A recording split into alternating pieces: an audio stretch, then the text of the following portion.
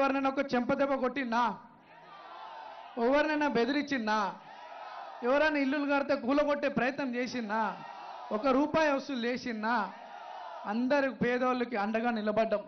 మాతో చేతనైనంత సహాయం చేసినాం. నేను ఏ రోజు తప్పుడు పనులు చేయలే. ఇవాళ మీ కొడుకును పట్టుకొని రౌడీ అంటుండు. రౌడీనా? నేనేమో గుండానా? ఏమో తప్పు చేసిందా? మరి ఏం జవాబిస్తారు అటువంటి వాళ్ళకి?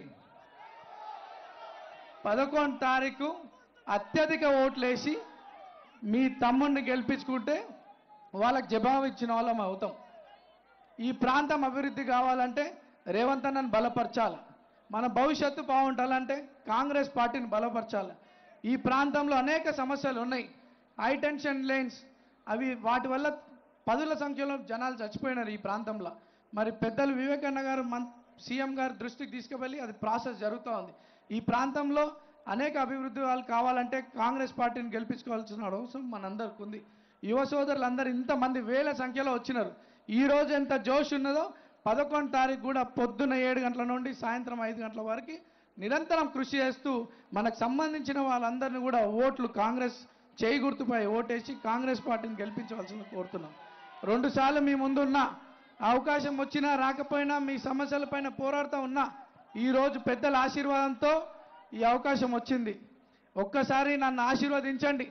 మీ మధ్యలో ఉంటూ మీ సమస్యలు పరిష్కరిస్తూ ఒక మంచి పేరు సంపాదించుకొని పెద్దల గౌరవం నిలబెడతానని చెప్పి ఈ సందర్భంగా తెలియజేస్తూ, మరి ఓటింగ్ 11 తారీఖే కాదు, ఈ రోజే స్టార్ట్ అయింది. ఓట్ ఫ్రమ్ హోమ్ ఈ రోజే స్టార్ట్ అయింది. 103 ఓట్లు ఈరోజు హ్యాండిక్యాప్స్ సీనియర్ సిటిజన్స్ ఇళ్లలోకి పోయినారు. దాదాపు 70-80% ప్రజలు మనకు ఓటేయడం జరిగింది. ఈరోజు ఓటేసి మనకు చెప్తా ఉన్నారు, మా కొడుకుకు మా పిల్లగాడు మా కాంగ్రెస్ పార్టీ మేము ఆల్రెడీ ఓటేసినామని మా ఇంటికి వచ్చి కూడా చెప్పడం జరుగుతూ ఉంది. వాళ్ళందరూ కూడా పాదాభి నమస్కారాలు తెలియజేస్తూ ఇక బాధ్యత మిగిలింది మనందరి మీద. ఎస్పెషల్లీ యూత్ అంతా కూడా ఇది మన భవిష్యత్తుకు సంబంధించింది, మీ భవిష్యత్తుకు సంబంధించింది. మనమందరం కూడా బోల్తాం 2 మినిట్ కాంగ్రెస్ పార్టీని గెలిపించుకోవాల్సిందిగా కోరుకుంటూ, మరి यहाँ के जो हमारे बड़े बुजुर्ग नौजवान भाइयां सबका जो स्वागत करें, हमारे मुख्यमंत्री साहब का सबका शुक्रिया अदा करते हुए, जो बात कांग्रेस ने एज ए कैंडिडेट मेरे को ऐलान करने के बाद ओवैसी साहब ने मेरे को सपोर्ट करने का ऐलान करे, ओवैसी साहब का शुक्रिया अदा करता हूँ।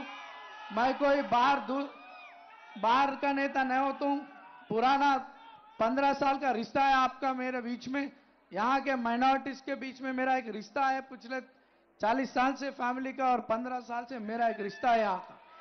आपके और हमारा रिश्ता तोड़ने बीआरएस और बीजेपी कोशिश कर रही है, गलत फेक न्यूज स्प्रेड कर रही है।